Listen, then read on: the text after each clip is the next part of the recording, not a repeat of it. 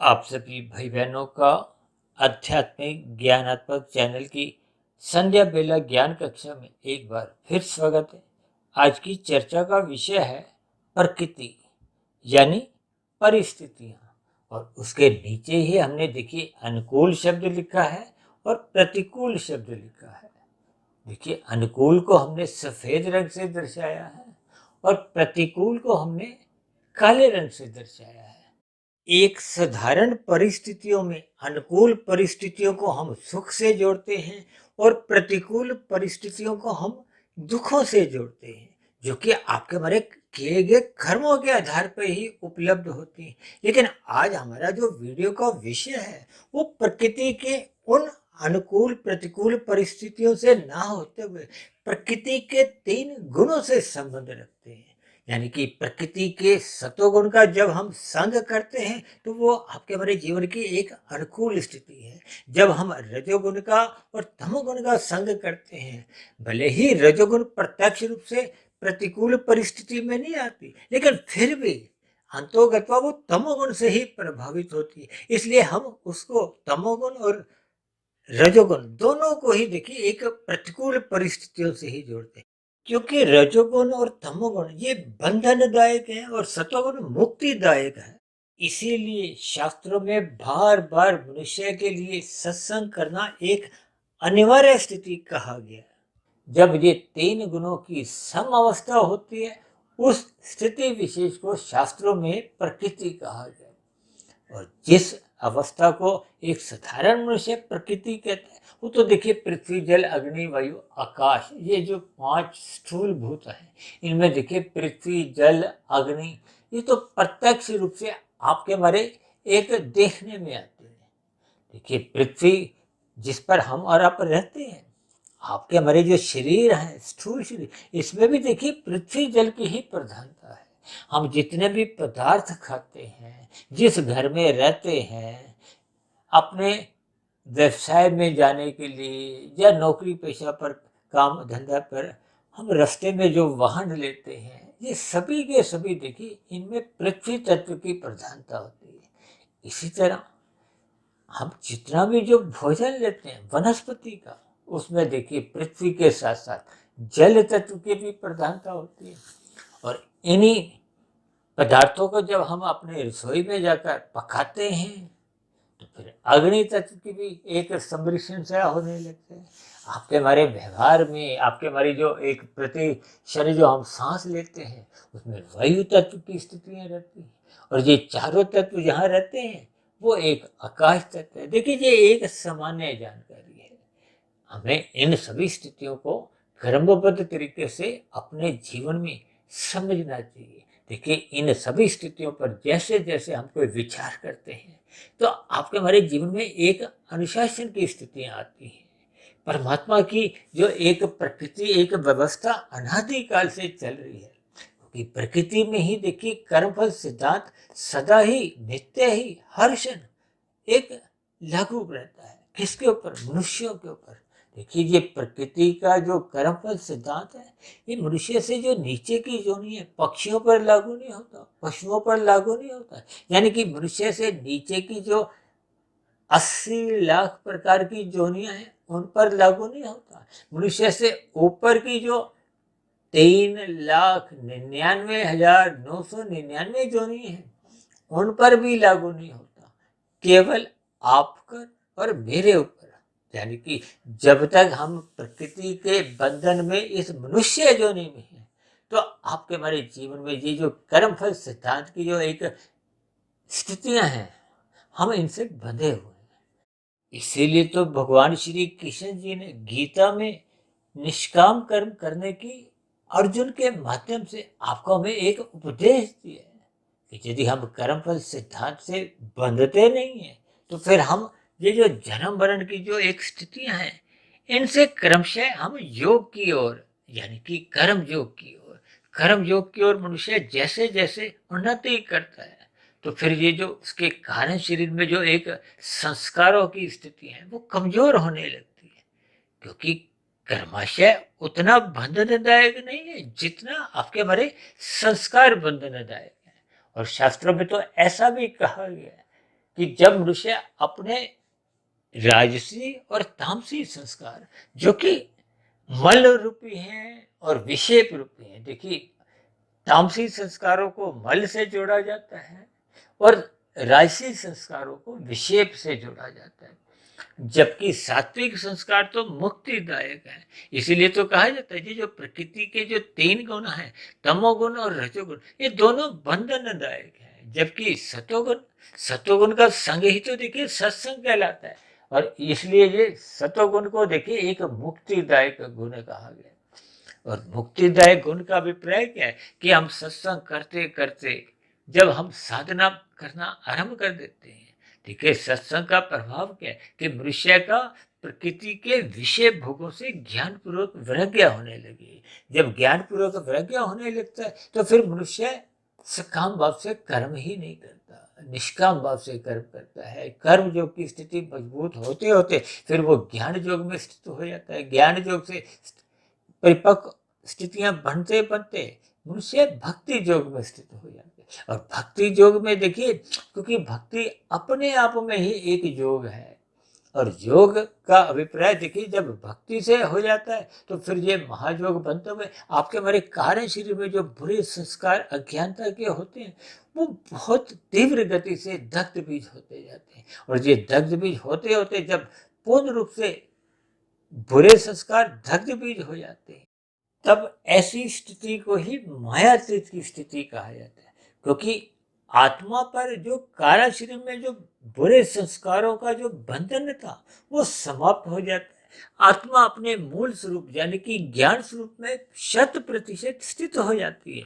तब ऐसी स्थिति विशेष में उसकी परमात्मा के प्रति एक समुखता पूर्ण रूप से जागृत हो जाती है। देखिए जब तक ये हम मायातीत की स्थिति को पहुंचते नहीं है तब तक हम माया के बंधन में रहते हैं। माया के बंधन का अभिप्राय ये जो अनुकूल और प्रतिकूल परिस्थितियां, जिसका आज हम अपनी चर्चा में इस पर थोड़ा एक विश्लेषण करने जा रहे हैं, क्योंकि अक्सर मनुष्य देखिए इन परिस्थितियों पर कोई विशेष ध्यान नहीं देता। देखिए परिस्थिति का अभिप्राय क्या है, जो बाहरी तल पर यानी कि जिसके कारण एक बाहर की स्थितियां होती हैं। देखिए एक होती है मन स्थिति। मन स्थिति का अभिप्राय आपके हमारे अंतःकरण की स्थिति है। अंतःकरण की स्थितियों का अभिप्राय देखिए जो आपके हमारे जीवन में प्रकृति के 3 गुणों के कारण जो एक मन बुद्धि और अहंकार की जो एक स्थिति है। देखिए मन बुद्धि मुख्य रूप से सूक्ष्म शरीर का हिस्सा है, और ये जो अहंकार तत्व है, अहंकार तत्व का अभिप्राय देखिए एक सकाम भाव से करने होने वाले कर्मों से लिया जाता है। यानी जब हम कर्म कर्ता भाव से करते हैं, कर्ता भाव से कर्म होने से आपका हमारा कर्माशय बनता है, और कर्माशय के साथ साथ ही संस्कार बनते हैं। ये सभी स्थितियां देखिए, ये जो हम अनुकूल और प्रतिकूल परिस्थितियों का जो जिक्र कर रहे हैं, इसका अभिप्राय क्या है कि आपके हमारे जीवन में देखिए जो सात्विक स्थितियां आती हैं वो एक अनुकूल परिस्थितियां मानी जाती हैं। अनुकूल परिस्थितियों में साधना करना आसान होता है, इसलिए तो हम बार बार कहते रहते हैं कि ब्रह्म मुहूर्त में उठो, ब्रह्म मुहूर्त में उठो, क्योंकि ब्रह्म मुहूर्त में अनुकूल परिस्थितियां होती हैं। यानी कि बाहरी वातावरण में प्रकृति की जो 3 गुण एक प्रवाह में चल रहे होते हैं। देखिए हम बार बार कहते रहते हैं ये 3 गुणों का जो एक प्रवाह है ये निरंतर अनादिकाल से एक कर्मबद्ध तरीके से चलता आ रहा है। ऐसा नहीं है कि जो प्रवाह कलयुग में चल रहा है वो सतयुग में नहीं था, या त्रेता युग में नहीं था, या द्वापर युग में नहीं था। ये तो अनादिकाल से इन गुणों के आने जाने का जो एक प्रवाह है। देखिए एक गुण आता है, दूसरा गुण चले जाता है, लेकिन क्योंकि ये तीनों गुण नित्य कहे गए तो फिर ऐसी स्थिति विशेष में देखिए एक गुण प्रधान होता है, दूसरा गुण गौण, और तीसरा गुण अति गौण।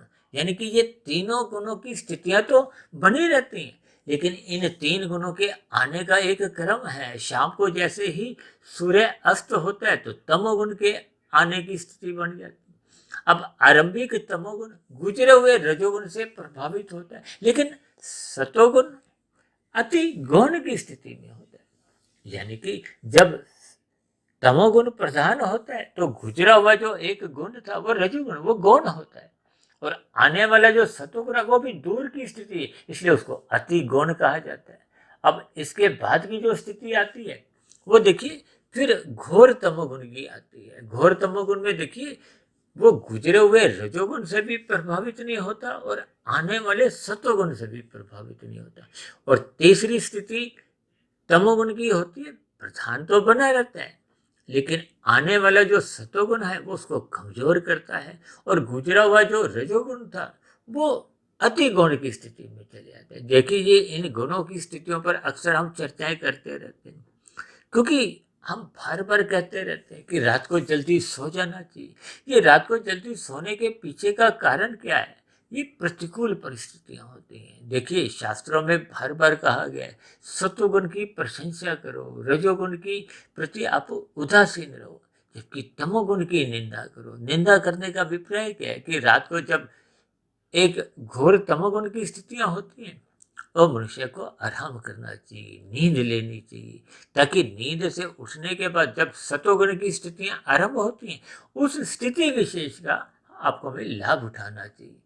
इसीलिए तो हम बार बार कहते रहते हैं कि जब हम अनुकूल परिस्थितियों में जाग जाते हैं, साधना करते हैं, देखिए जागना का अभिप्राय साधना से लिया जाता है, क्योंकि आज हमने देखिए प्रकृति के साथ ही परिस्थितियों को जोड़ा है।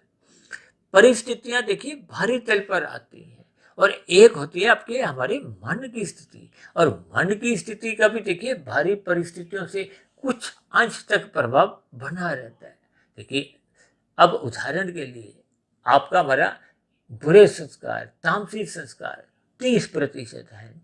अब ऐसी स्थिति विशेष में यदि हम तमोगुण का संग करते हैं तो वो जो 30% के जो संस्कार हैं वो एक बलशाली बन जाते हैं, क्योंकि बाहरी स्तर पर तमोगुण की प्रधानता है, अंदर में वो जो 30% के संस्कार तामसी बने हुए हैं उनका एक तालमेल बन जाता है।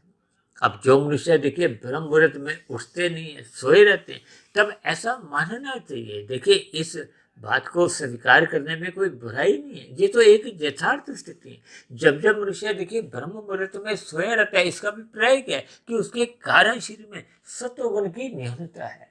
यदि सतोगुण प्रधान होता तो फिर वो ब्रह्म मुहूर्त में उठने की उसकी एक जिज्ञासा बनी रहती है। देखिए ये गुणों का खेल को बहुत ही क्रमबद्ध तरीके से, बहुत ही बारीकियों से आपको हमें समझना होगा। ये जो मैंने नीचे अनुकूल और प्रतिकूल दो स्थितियां लिखी हैं, यानी कि प्रकृति का अभिप्राय क्या है, परिस्थितियां। देखिए स्थिति का अभिप्राय आपकी एक अंतःकरण की एक सामान्य अवस्था है, जबकि परिस्थिति का अभिप्राय जिसमें आपके चारों ओर की यानी कि बाहरी स्तर पर जो परिस्थितियां बनती हैं, चाहे वो परिवार के स्तर पर हो, चाहे वो गली मोहल्ले के स्तर पर हो, शहर के स्तर पर हो, किसी देश के स्तर पर हो या प्रकृति के वातावरण के स्तर पर हो, क्योंकि हम तो देखिए प्रतिदिन ही इन 3 गुणों की चर्चाएं करते हैं, क्योंकि ये तीनों गुण एक प्रभाव में आते हैं। जब तक मनुष्य इन 3 गुणों के प्रभाव को यथार्थ पूर्वक क्रमबद्ध तरीके से समझता नहीं है, देखिए जब मनुष्य ब्रह्म मुहूर्त में सोया रहता है तो इसका अभिप्राय क्या है कि जो लाभ कमाने की स्थिति थी, यानी कि प्रकृति की ओर से जो एक अनुकूलतम स्थिति थी, उस स्थिति विशेष में आपको हमें लाभ कमाना चाहिए था और हम सो जाते हैं या सोए रहते हैं। इन सभी स्थितियों के भावार्थ आपको हमें समझने होंगे। देखिए दिन में जब रजोगुण की स्थितियां होती हैं, क्यों कहा जाता है कि रजोगुण के प्रति उदासीन रहो, क्योंकि रजोगुण आपको में ये जो 5 भोग्य विषय हैं इनकी ओर एक आकर्षित करता है। ये जो आप जगह जगह ये जो विज्ञापन भी देखते हो, विज्ञापन की दुनिया में भी क्या होता है कि वो आपको हमें अलग अलग भोग विषयों की ओर भोगने के लिए एक प्रोत्साहित करते हैं। देखिए विज्ञापनों में कितना ही आकर्षण द्वारा उसको प्रस्तुत किया जाता है ताकि आप उस उत्पाद को खरीदो। अब देखिए कितने ही ऐसे उत्पादों का भी आजकल प्रचार होता है जो एक तंबाकू जैसी स्थितियां हैं, चाहे वो मीठी सुपारी हो। जब इन विज्ञापनों की देखिए स्थितियां बार बार आती रहती हैं तो मनुष्य उन विज्ञापनों से प्रभावित होता है, कभी ना कभी फिर वो उन उत्पादों को खरीदता है और खरीदने के बाद जब उसमें वो रस बुद्धि द्वारा उसको भोगता है तो फिर वो बार बार उन रस बुद्धि को लेना चाहता है। ऐसी स्थितियां देखिए शास्त्रों में ही कहा गया ये इंद्रिय दोष है। इसीलिए तो कहा गया रजोगुण के प्रति उदासीन रहो। ये उदासीन मनुष्य तभी रह पाता है जब वो सतोगुण का अधिक संग करता है, ब्रह्म मुहूर्त में उठने का अपना एक स्वभाव बना लेता है, संस्कार जगा लेता है। और तीसरी बात, तमोगुण की निंदा के लिए क्यों कहा जाता है? देखिए शाम को अक्सर लोग एक मादक पदार्थों का सेवन करने में अधिक रुचि रखते हैं। अब यदि हम इनकी निंदा नहीं करेंगे तो फिर आपका कहीं ना कहीं इनके प्रति एक रुझान बनने की संभावना रहती है। इसलिए कहा जाता है कि आप तमोगुण की निंदा करो। निंदा करते मात्र से हम उससे थोड़ी एक दूरी बना लेते हैं। देखिए ये सभी स्थितियां आपके हमारे जीवन में देखिए अनुकूल प्रतिकूल रूप में बनती बिगड़ती रहती है। इसलिए तो बार बार कहा जाता है कि मनुष्य को पशु वृत्तियों से ऊपर उठने के लिए सत्संग करते रहना चाहिए। सत्संग करते रहने का अभिप्राय क्या है कि मनुष्य ये जो राजसी और तामसी स्थितियों के जो एक दुष्प्रभाव से मनुष्य को बचना होगा। अपने मिले हुए जीवन में अपनी सात्विक स्थिति मजबूत करनी होगी। शास्त्रों में तो साधारणतः ऐसा माना गया कि एक साधारण मनुष्य देखिए स्वभाव से ही राशि है, क्योंकि आपके हमारे स्थूल शरीर तामसी है। ये इंद्रिय दोष है, विषय भोगों से इसका सजातीय संबंध है। इस सजातीय संबंध को देखिए एक मर्यादा में रखने के लिए ही ये शास्त्रों में जो एक स्त्री पुरुष का जो एक आकर्षण है उसको विवाह रूप में स्वीकार किया गया है। एक विवाह का संस्कार है। इस स्थिति विशेष में आपके साथ हम कुछ मर्यादाएं जुड़ी होती हैं। इन सभी स्थितियों को मनुष्य को ज्ञान पूर्वक समझते हुए अपने मिले हुए जीवन में अनुकूल स्थितियों का अधिक से अधिक संग करना चाहिए। और प्रतिकूल परिस्थितियां जब जब आपके हमारे जीवन में आने लगती हैं उन प्रतिकूल परिस्थितियों में अपने अंतःकरण में झांकते हुए, यानी कि जो हमने श्रद्धा पूर्वक सत्संग किया होता है उन स्थितियों पर अपने आप को एक स्थित करना होता है। इसलिए तो बार बार कहा जाता है कि जितना अधिक आप सत्संग श्रद्धा पूर्वक करते हो फिर किए गए श्रद्धा पूर्वक सत्संग पर आप मनन करो। और मनन निरंतर करते रहो करते रहो करते रहो ताकि ये कारण शरीर में संस्कार बने। जब तक कारण शरीर में शुभ संस्कार बनते नहीं तब तक देखिए कार्य शरीर में जो पहले के बुरे संस्कार राजसी और तामसी बने होते हैं वो एक सुप्त अवस्था में रहते हैं। कभी कभी देखिए कोई बुरे संस्कार 10-10 साल 20-20 साल 30-30 साल सोए रहते हैं। जब उनको परिस्थितियां ऐसी मिलती हैं आपके हमारे जीवन में कुछ ऐसी स्थितियां बनती हैं, मैंने कहा ना परिस्थितियों का अभिप्राय भारी स्थितियों से है। और प्रकृति का तो देखिए दूसरा नाम ही क्या है, परिस्थितियां। इसलिए तो आज हमने वीडियो का नाम ही देखिए प्रकृति यानी परिस्थितियां। और परिस्थितियां देखिए अनुकूल प्रतिकूल दोनों को ही हमने दर्शाया है, क्योंकि प्रकृति तो देखिए द्वैत है। यहाँ अनुकूल प्रतिकूल परिस्थितियां देखिए कभी कभी ऐसा भी माना जाता है कि एक स्थिति विशेष किसी के लिए अनुकूल है और किसी के लिए प्रतिकूल है। अब जैसे देखिए यहाँ पे ब्रह्म मुहूर्त का समय चल रहा है। इस स्थिति विशेष में देखिए कहीं दोपहर है कहीं सुबह की स्थिति है। देखिए आज की वीडियो का नाम भले ही अनुकूल प्रतिकूल परिस्थितियों से है, इसके कुछ दार्शनिक भाव भी हैं। इन दार्शनिक भावों के पीछे की स्थितियों को आपको में थोड़ी नजर रखनी चाहिए ताकि हम अपने मिले हुए जीवन में देखिए सत्वगुण का अधिक से अधिक संग करें। ब्रह्म मुहूर्त में उठने का अपना एक स्वभाव बनाएं, संस्कार जाए, ताकि आपका हमारा श्रद्धापूर्वक सत्संग होने लगे, शास्त्रों का हम स्वाध्याय करें। और आपके हमारे व्यवहार में ये जो सात्विक कार्य हैं, चाहे परोपकार के कार्य सात्विक कार्य पुण्य कर्म, ये सभी निष्काम भाव से हों। जब हम निष्काम भाव से इन परोपकार के कार्यों को एक दिशा देते हैं तो आपके हमारे कार्य शरीर की स्थितियां सुधरने लगती हैं, शुभ संस्कार बनने लगते हैं। शुभ संस्कारों का बनना ही आपके हमारी एक आध्यात्मिक उन्नति की एक दिशा निर्धारित करती है। क्योंकि आध्यात्मिक उन्नति हम जितने जितने अंश में मनुष्य जीवन में कर लेते हैं यही आपके हमारी एक कमाई है। और इस कमाई को मनुष्य जितना अधिक कमाता है उतनी उसकी कार्य शरीर की स्थिति मजबूत होती है, उतना आत्मा के ऊपर जो राशि और तामसी जो एक आवरण थे वो समाप्त होने लगते हैं, क्योंकि कार्य शरीर में जैसी जैसी स्थितियां होती हैं उसका ही प्रभाव आपके हमारी आत्मा पे पड़ता है। जबकि आत्मा तो देखिए पहले से ही ज्ञान स्वरूप है। ये जो हम प्रतिदिन ब्रह्म मुहूर्त उपदेश और शाम को संध्या बेला ज्ञान कक्षा में जितने भी वीडियो प्रसारित करते हैं, इन सभी का ज्ञान आपके हमारी आत्मा को पहले से ही है। लेकिन प्रकृति के विषय भोगों में जब जब हम देखिए रसपूर्वक इनका संग करते हैं, भोग करते हैं, तो आपका हमारा ज्ञान आवृत होने लगता है। देखिए तमोगुण आपके हमारे ज्ञान को अज्ञानता में बदल देता है। जैसे तमोगुण का अभिप्राय देखिए अंधकार से है। अब अंधकार की स्थितियों का अभिप्राय देखिए ठोकरों से लिया जाता है। अंधकार का अभिप्राय देखिए जैसे शाम को सूर्य ढलता है तो हम प्रकाश करते हैं, किस लिए? ताकि तन को ठोकरें नहीं लगे। इसीलिए सत्संग करना क्यों अनिवार्य है? ताकि आपका हमारा मन बुद्धि जो आपके हमारे स्थूल शरीर का एक संचालक है। इसलिए तो भगवान श्री कृष्ण जी ने अर्जुन के रथ के 5 घोड़ों की लगाम अपने हाथ में रखी, ताकि ये 5 घोड़े 5 भोग्य विषय ये आवारागर्दी नहीं करे, यानी कि आपका हमारा रजोगुण बिगड़े नहीं। बिगड़ने से मनुष्य तमोगुण में गिरता है, और तमोगुण के गिरने पे फिर आपके हमारे जीवन में देखिए प्रतिकूल परिस्थितियां बनती हैं। अन्य सभी स्थितियों पर आपको हमें चिंतन करना होगा, यानी कि अपने अंतःकरण में शुभ संस्कार बनाने होंगे, जिसके लिए आपको हमें ब्रह्म मुहूर्त में उठना होगा, ताकि उस ब्रह्म मुहूर्त की अनुकूल परिस्थिति का हम लाभ उठाएं। और जब जब प्रतिकूल परिस्थितियां आती हैं, यानी कि दिन में जब रजोगुण की स्थितियां आती हैं, उनके प्रति आपको हमें उदासीन रहना है। और रात को जब मौनात्मक स्थितियां होती हैं, जब स्थूल शरीर के स्तर पर एक तमोगुण एक वासनाओं के रूप में उत्तेजित होता है, उस स्थिति विशेष में आपको हमें सोना होगा।